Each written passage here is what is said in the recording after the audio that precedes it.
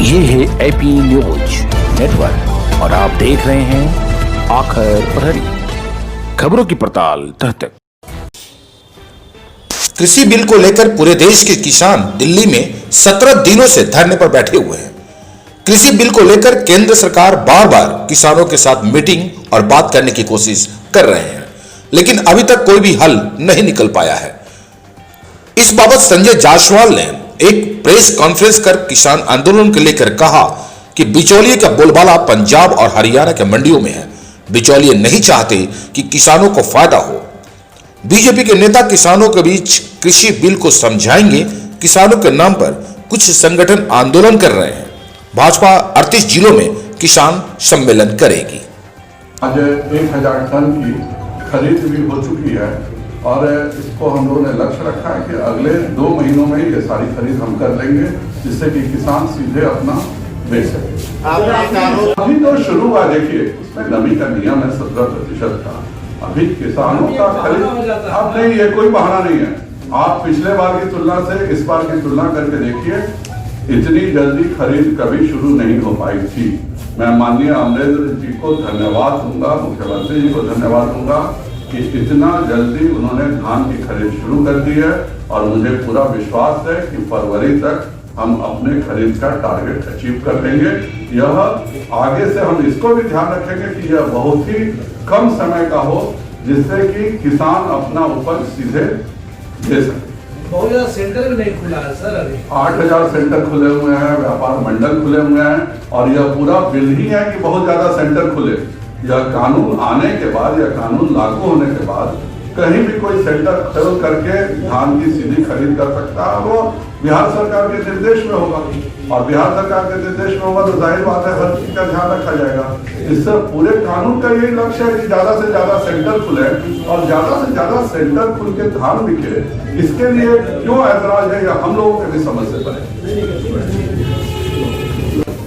कहीं ना कहीं किसान जो 6000 करोड़ का रेवेन्यू लॉस पंजाब सरकार को इससे होने जा रहा है, वह इनडायरेक्ट वेस्टेज जो पैसे वसूली का काम करती है वह पूरा उनका डिस्टर्ब होगा।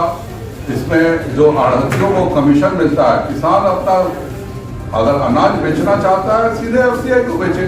इसमें 4 स्टेयर में जाने की क्या जरूरत है। इसीलिए मंडी व्यवस्था भारत सरकार ने बिल्कुल साफ कर दिया कि हम मंडी व्यवस्था को डिस्टर्ब नहीं करेंगे। लेकिन अगर कोई दूसरी कंपनी भी पंजाब में खोल करके किसानों का अनाज खरीदना चाहती है तो इसमें किसी को क्या ऐतराज हो सकता है, या हम लोग के समझ से परे है। पंजाब सरकार यह चाहती है कि सभी से टैक्स वसूला जाए अनाज के एवज में। भारत सरकार नहीं चाहती है कि किसी भी अनाज में कोई टैक्स वसूला जाए। बिहार का आप उदाहरण लें तो बिहार से अगर धान जाता है पंजाब तो वह टैक्स फ्री है, लेकिन अगर बिहार से चावल अगर कोई भेजना चाहे तो उसको टैक्स देना है, जबकि पंजाब में यह नियम नहीं है। तो पंजाब सरकार अपने यहाँ का चावल बिहार भेज सकती है, वह हम टैक्स नहीं देते हैं उस पर। लेकिन हमारा चावल अगर पंजाब जाएगा तो पंजाब सरकार टैक्स लेती है। यह सरासर गलत नियम है और किसानों के किसी उत्पाद पर कहीं भी टैक्स नहीं लगना चाहिए। सर, किसानों का कहना है सर, जो आपने कहा कॉन्ट्रैक्ट फार्मिंग बेहतर है, अच्छी बात है, लेकिन सर वो कह रहे हैं कॉन्ट्रैक्ट फार्मिंग से विधायक और हमारे प्रवक्ता प्रेम रंजन पटेल जी, अफजल शमसी जी, राम सागर जी, राजू झा जी, मृत्युंजय झा जी और सभी मेरे प्रेस के साथियों, विगत कुछ दिनों से किसान आंदोलन के नाम पर दिल्ली में जो कुछ भी हो रहा है वो आप भी देख रहे हैं और हम लोग भी देख रहे हैं। जब आंदोलन की शुरुआत हुई थी तो यही कहा जा रहा था कि हम लोगों को एमएसपी लिखित में चाहिए और केवल आप एमएसपी की गारंटी दे दीजिए और हम लोग ये आंदोलन समाप्त कर देंगे। जो उपभोक्ता और कृषक संरक्षण कानून है उसमें बिल्कुल साफ लिखा हुआ है खंड 5 पे कि हम मिनिमम प्राइस की गारंटी देते हैं। उसके बावजूद भी केंद्र की सरकार ने कहा कि ठीक है, हम एमएसपी पर आप सब जो चाहते हैं वो हम लिख के देने को तैयार हैं। एक और डिमांड थी कि एसडीएम कोर्ट नहीं, हमें हाई कोर्ट की आज्ञा मिले। केंद्र सरकार ने वह भी खुशी खुशी तैयार हो गए कि चलिए ये सारी प्रावधान है। अब यह अलग बात है कि कौन किसान हाईकोर्ट जाएगा, यह समझ से परे है। यह जो एसडीएम का कानून इससे लगाया गया कि अगर किसी किसान को नाइंसाफी लगे तो वह अपने एसडीएम के यहाँ जाके इंसाफ मांग सके। पर कुछ दिनों से इस तरह से कुछ लोगों का प्रदर्शन हो रहा, लग रहा है जैसे कि पूरे भारत के किसानों के रिप्रेजेंटेटिव यही हैं। इसलिए भारतीय जनता पार्टी बिहार प्रदेश ने यह तय किया कि हम इन तीनों बिलों के समर्थन में पूरे बिहार में रैलियां करेंगे और 38 जिलों में हम बड़ी किसानों की रैली या किसान सम्मेलन के रूप में 38 स्थानों पर करेंगे और सभी 243 विधानसभा क्षेत्रों में किसान चौपाल लगाएंगे। मतलब विरोध कर रहे हैं तो इसको कंसेप्ट को क्लियर करना पड़ेगा ना सर, आखिर कैसे बंधुआ मजदूर बनाए, कैसे उनको ये परेशानी का कारण। इसमें मैं आपको बिल्कुल साफ शब्दों में बता देना चाहता हूं कि यह जो कृषि सुधार बिल आया है, जो कृषक सशक्तिकरण एवं संरक्षण कीमत आश्वासन और कृषि सेवा पर करार विधेयक 2020 है, इसके खंड 8 में बिल्कुल साफ लिखा हुआ है कि no farming agreement shall be entered into the purpose of any transfer including sale, lease और मॉर्गेज ऑफ द लैंड और प्रेमिसेस ऑफ द फार्म। यह बिल्कुल साफ लिखा हुआ है कि इस तरह का कोई भी कंपनी करेगी तो वह जेल जाएगी। फिर इस बात की चर्चा कहाँ होती है। और ये जो पंजाब के किसान है, यह खुद पेप्सी कोला का, लेस का आलू उत्पादन करते हैं, उसकी फैक्ट्री का उद्घाटन खुद अमरिंदर सिंह भी करते हैं और वो कहते हैं कि पंजाब में जो आलू उस इलाके में उगेगी वह सब लेस कंपनी खरीदेगी। यह बहुत अच्छा नियम है। लेकिन अगर बिहार में कोई कंपनी आती है और कहती है कि हम आपके इलाके में आप बासमती करो, बासमती धान उपजाओ, हम इसका 60 रुपया किलो अनाज का मिनिमम गारंटी देते हैं, तो आपको तकलीफ हो जाएगी। यह किसी के भी समझ से परे है। इस आंदोलन में कहीं न कहीं आढ़तिया जो बरगला रहे हैं और जो पहले दिन से तो एक चर्चा थी कि आप एमएसपी लिखित दीजिए। आज जब एमएसपी लिखित देने की बात है तो पूरा का पूरा बदल दिया गया है, टारगेट ही बदल दिया गया है।